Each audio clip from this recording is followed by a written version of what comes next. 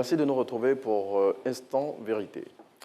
Dans une déclaration en date du 17 février 2023, 9 cadres de la Fondation ivoirienne pour l'observation et la surveillance des droits de l'homme et de la vie politique FIDOP ont annoncé leur départ.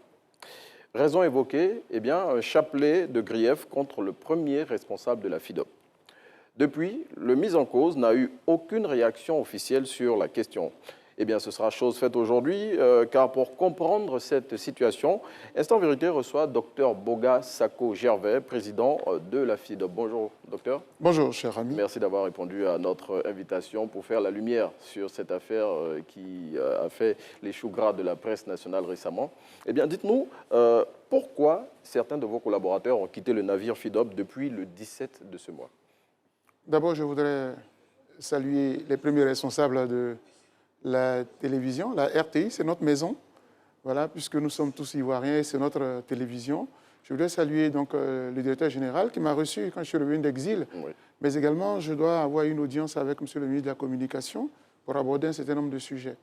Donc merci pour l'invitation de ce oui. jour. Oui. Bon, écoutez, vous savez, depuis que l'incident s'est produit, parce que pour moi c'est un incident, je n'en fais pas cas pour deux raisons. Dans un premier temps, c'est que lorsqu'on appartient à une organisation, à une structure ou à une association, lorsqu'on décide d'adhérer, on s'adresse au premier responsable, on lui adresse une demande d'adhésion, ou même si ce n'est pas le cas, on peut rentrer de plusieurs façons, mais quand vous voulez en sortir, vous adressez votre démission au premier responsable. Dans le cas de figure, ça n'a pas été respecté, la procédure a été viciée, c'est dans la presse que mes amis se sont étalés et tout. Et j'en ai été choqué, mais pas moi seul, tous les membres qui sont avec moi, qui sont à la FIDOP également. Et puis deuxièmement, je suis embêté parce que ce sont des amis, ouais. Des frères. Nous travaillons bénévolement pour les droits de l'homme, pour les droits des Ivoiriens, pour les droits de la communauté. Nous sommes des humanistes. Ouais. Donc je ne trouve pas bien, séant, de venir comme ça parler des questions et tout. Par contre, si j'ai accepté de venir à cette émission, c'est que ce n'est pas pour leur répondre. Je n'ai pas vraiment le temps pour ça. Les Ivoiriens ont beaucoup à faire. Mais peut-être les observations qu'ils ont faites me concernant peuvent être utiles pour moi-même et pour d'autres responsables aussi d'associations. C'est pour ça que je peux me permettre de répondre à quelques griefs, mais pas à leur répondre. Je ne voudrais pas. Et c'est la ligne que... Voilà. Et en terminant, il faut que je rende hommage à tous les membres de la FIDOP qui m'ont réaffirmé leur fidélité, leur confiance, et nous travaillons ensemble. Bon, on aura l'occasion de parler de ces autres membres-là. Et puis, dites-nous donc si aujourd'hui vous avez décidé d'en parler, puisque depuis que l'affaire est survenue, comme nous l'avons dit en entrée, vous n'avez eu aucune réaction sur le sujet. Aujourd'hui, vous en parlez, mais déjà, qu'est-ce qu'ils vous reprochent? Voilà. Alors, globalement, moi, je dois vous dire qu'on a eu un souci majeur qui a été le déclic.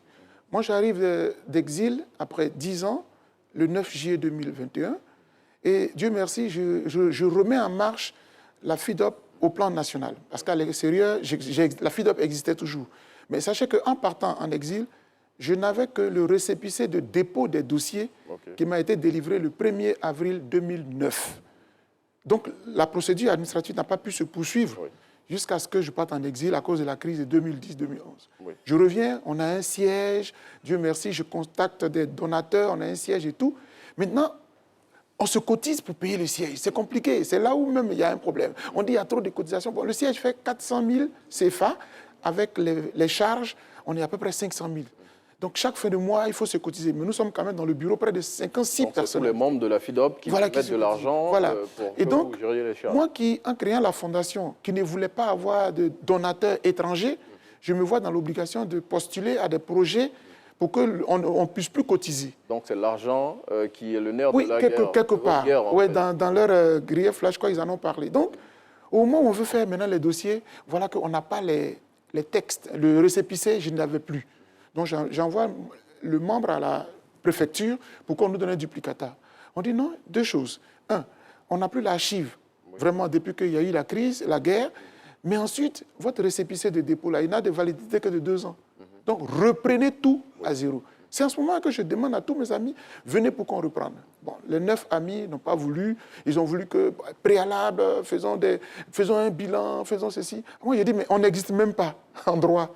Donc, avant de faire vos bilans et tout ça, voilà. Et tout le reste des membres, ils ont accepté, et c'est ce que nous avons. Aujourd'hui, La FIDOP est désormais Fondation internationale pour l'observation et la surveillance des droits de l'homme et de la vie pacifique. Bon, on va parler de la dénomination, la nouvelle dénomination un peu plus loin dans nos échanges. Donc, selon vous, c'est juste parce que vous avez décidé de refaire les documents administratifs de la FIDOP que les 9 qui vous ont lâché, justement, ont décidé de partir. Oui, il y a une question de préalable de principe. Eux, ils ont voulu qu'on fasse d'abord bilan depuis l'existence de la FIDOP.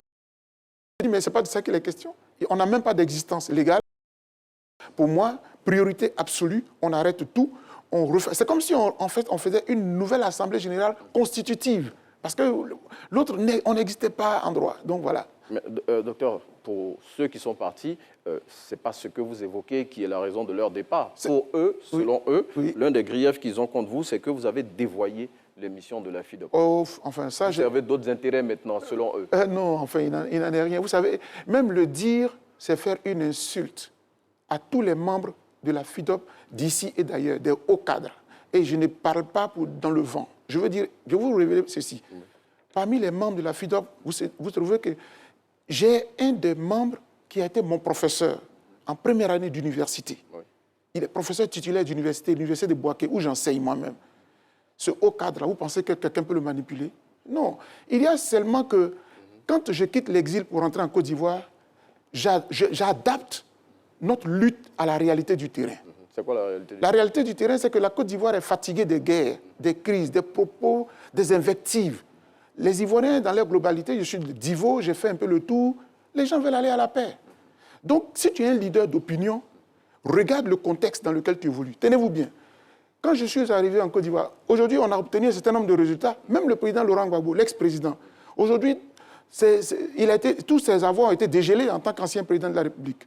Aujourd'hui, M. Charles Blé Goudé est rentré en Côte d'Ivoire. Aujourd'hui, le parti de M. Laurent Gbagbo est rentré à la CEI. Est-ce qu'on a obtenu... Non, je suis en train de vous... Non, je vous réponds pour dire qu'on n'a pas fait de marche, on n'a pas fait d'invective. On a simplement été intelligent en participant au dialogue politique. Parce que tout ce que vous voyez là, ce sont les résultats du dialogue politique. J'y étais. Et dans le dialogue politique, on a fait un certain nombre d'observations. On a demandé au président de la République, lui-même qui a initié le dialogue politique, pour dire voici ce qu'il faut pour qu'on retrouve la paix. Et ça marche. Donc ce n'est pas toujours que... Oui, il faut adapter. Mais c'est ça, justement. C'est que quand on est un leader, il faut le suivre. On ne fait pas la lutte. Moi, j'étais en exil. J'étais véhément vis-à-vis du pouvoir de M. Ouattara. Je suis sous contrôle judiciaire pour avoir tellement critiqué ce qu'on a appelé le troisième mandat. Mais quand vous rentrez en Côte d'Ivoire, et qu'aujourd'hui, on ouvre quand même... Alors, à la paix, chers amis, on ne va pas rester là tout le temps dans les invectives. Le dire, si c'est être partisan de M. Ouattara, ben, bon vent à ceux qui le pensent. Mais moi, je suis intransigeant dans mes prises de position. Encore à vos collaborateurs aussi, puisqu'on va toujours les citer, ces deux qu'on parle, vous levez des cotisations intempestives et vous faites des dépenses que personne n'arrive à expliquer. Moi, je ne dépense pas. Je suis un président. Il y a les financiers, il y a tout ça. Vous savez, quand on veut... Il fallait qu'ils trouvent des arguments. Moi, je ne veux pas rentrer dans cela, parce que je vous ai dit tantôt qu'on a un siège. Moi, j'arrive d'exil, je réunis tous en Zoom, puisqu'il y en a qui sont au Canada, aux États-Unis. Et je leur dis, les amis, moi, je vais toucher des donateurs pour qu'on ait un siège. Vous savez, quand je suis arrivé, j'ai trouvé une très belle loi qui a été promulguée par le président Ouattara. C'est la loi numéro 2014-388 du 20 juin. C'est la loi pour la promotion et la protection des droits de l'homme. Cette loi-là, elle dit... On peut bénéficier des dons, etc. D'ailleurs, même mon combat, c'est qu'on finance aussi les partis politiques, la société civile, comme on finance les partis politiques. Donc, c'est en prévision de cela que vous avez donc j'ai obtenu des dons. Maintenant, quand on obtient un siège, il faut bien qu'on paye notre siège. Le ministre Kakabe, qui est venu à la cérémonie d'investiture, enfin d'inauguration du siège le 21 octobre 2021, disait... Docteur Bouga, vous avez des cadres dans votre bureau, vous êtes 56 dans le bureau. Si chacun donne 10 000 francs seulement, mais vous pouvez payer votre siège. Donc, quelque part aussi, si on est un acteur de la société civile, c'est du bénévolat. Il faut le faire avec le cœur. Moi, on ne me paye pas, je suis enseignant à l'université, je vis de mon salaire. Oui. Mais j'aime tellement la question que j'y investis. Donc, voilà. Donc, autre grief à votre endroit, c'est que vous prenez des décisions sans consulter les autres membres de la FIDOP. Qu'est-ce qu'il en est exactement? Mon professeur, vous l'insultez. Oui. Vous me voyez, moi, manipuler mon professeur? Mais c'est l'une des raisons évoquées. Mais ça ne tient pas la route. Pour le départ de vos chers amis, l'année prochaine, 2024, ça fait 30 ans. Parce que j'ai commencé étudiant en 1994. Oui. Donc, est-ce que vous avez déjà vu quelqu'un m'accuser de quoi que ce soit? Non. Je connais les droits de l'homme. Les droits de l'homme, là, ce n'est pas du droit pur. Ce sont les droits de l'homme. Mais docteur, si vous battez en brèche tout ce qu'ils vous ont reproché là, pourquoi ils sont partis alors? Parce qu'il y a bien une raison qui a motivé leur départ. Moi, je pense que mes problèmes ont commencé à mon retour d'exil lorsque je démissionne de EDS.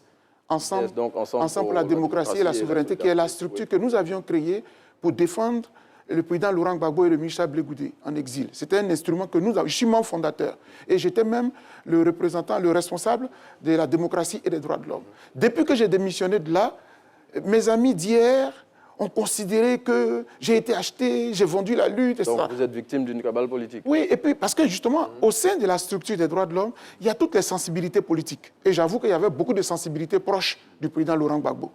Donc, voilà, la preuve, bon, souvent, c'est même les journaux proches du président Laurent Gbagbo qui me mettent à la une, me vilipender, mais moi, je suis serein. Parce que personne... Docteur, c'est un peu facile de dire que vous êtes victime d'une cabale politique. Là, on parle de non, mais de l'homme. Oui, mais... Vous faites une corrélation avec mais écoutez, si vous suivez mon actualité, depuis que j'ai démissionné, mais j'ai été traité de tout. On dit qu'on vous a acheté, on dit que vous êtes vendu, et pourtant, je n'ai pas changé. Je suis un défenseur des droits de l'homme, et ma posture, c'est que quiconque viole les droits de l'homme, il me trouve sur son chemin. Si les droits du président Laurent Gbagbo étaient violés hier, que je l'ai défendu, et qu'il est rentré, mon combat à ce niveau est terminé. Je suis à équidistance. Hier, le ministre Kakabe m'a sollicité pour l'accompagner à Paris, pour faire en sorte que les Ivoiriens qui sont là-bas aient le courage de rentrer. Là, la mission d'Allemagne, je n'ai pas été convié, mais voilà, on a rencontré à Paris Gadi Seli, Sej Kassi, Abou. Donc, vous voyez... En parlant d'activité politique, vous avez été le président du comité d'accueil pour le retour de Charles Blaise Goudé aussi en Côte d'Ivoire. C'est l'une des raisons aussi évoquées par vos ex-collaborateurs que vous êtes devenu plus politicien que défenseur des droits de l'homme. Mais attendez, ils m'ont suivi pendant 10 ans quand j'ai crié partout, libérer Gbagbo, libérer Charles Blaise. À ce moment-là, j'étais... Non, moi je pense que les gens sont dans une autre stratégie. Le ministre Charles Blaise Goudé, depuis qu'on est revenu d'exil, chaque fois que je partais en Europe, j'allais à La Haye le voir. Parce que j'estime que c'était une symphonie inachevée. Le président Laurent Gbagbo est rentré. Nous autres, nous sommes rentrés d'exil. Le ministre Charles Blaise Goudé était bloqué. Donc c'est par reconnaissance, c'est par amitié qu'il m'a demandé. Mais ça, c'est terminé. Moi, je suis un homme de mission. Je suis de la société civile. Le RADP m'invite à m'inviter à Yamoussoukro. J'étais là-bas lors des journées de la paix. Récemment, je reviens encore lorsqu'on a décoré Mme Angela Merkel du prix Félix Houphouët-Boigny. Je suis un citoyen ivoirien, je suis un leader d'opinion, je participe à tout ce qui fait avancer mon pays. Les guéguerres politico-politiciennes, ça c'est derrière nous. Et les Ivoiriens n'ont pas ça à vivre tout le temps. Il faut que la Côte d'Ivoire aille de l'avant. Et j'ai dit. Et c'est donc pour répondre à vos collaborateurs, vos ex-collaborateurs désormais, que vous avez changé la dénomination de la FIDOP. Non, la dénomination a été adaptée à la réalité. Quand j'ai créé la FIDOP en 89, officiellement, le 1er avril, je n'avais pas encore de représentation à l'extérieur. Oui. L'exil, je l'ai mis à profit en sillonnant toute l'Europe et les États-Unis pour que je puisse installer des bureaux. Donc la FIDOP est devenue internationale. Donc quand l'administration nous donne l'opportunité en disant que nos documents sont perdus, on profite pour adapter la FIDOP à la réalité. Okay. C'est pour cela que nous sommes devenus une fondation internationale pour l'observation et la surveillance des droits de l'homme et de la vie pacifique.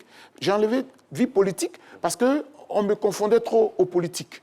Vie pacifique. Donc en parlant d'international, on vous a entendu récemment réagir sur voilà, le drame que vivent certains Africains au sud du Sahara en Tunisie.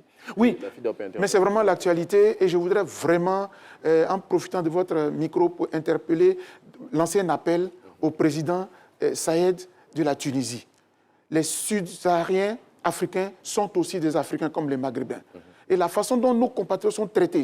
Avant de venir à votre émission ce matin, mes compatriotes m'appellent. Les gens sont enfermés dans les maisons, traqués, parce que le chef de l'État a ouvert la brèche et les gens, voilà. Donc ici, en Côte d'Ivoire, j'ai rencontré le ministère des Affaires étrangères. Dieu merci, ils sont en train de recenser nos compatriotes pour qu'ils rentrent au pays. Il faut que l'État les aide à retourner en Côte d'Ivoire. En tout cas, l'État ivoirien, comme vous le dites, a demandé à tous les Ivoiriens qui séjournent en Tunisie, qui souhaitent revenir en Côte d'Ivoire, d'aller se faire inscrire sur une liste pour pouvoir être rapatriés. Merci. C'est moi. Boga Sako Gervais, je le rappelle, président de la FIDOP, la Fondation ivoirienne pour l'observation et la surveillance des droits de l'homme et de la vie politique. La Fondation internationale. La Fondation internationale pour les droits de l'homme et la vie pacifique. Merci bien, merci d'être venu répondre à nos préoccupations concernant la vague de départ au sein de l'organisation que vous dirigez. Voilà, nous on vous laisse en compagnie à présent de Naomi Alafé à Moussou.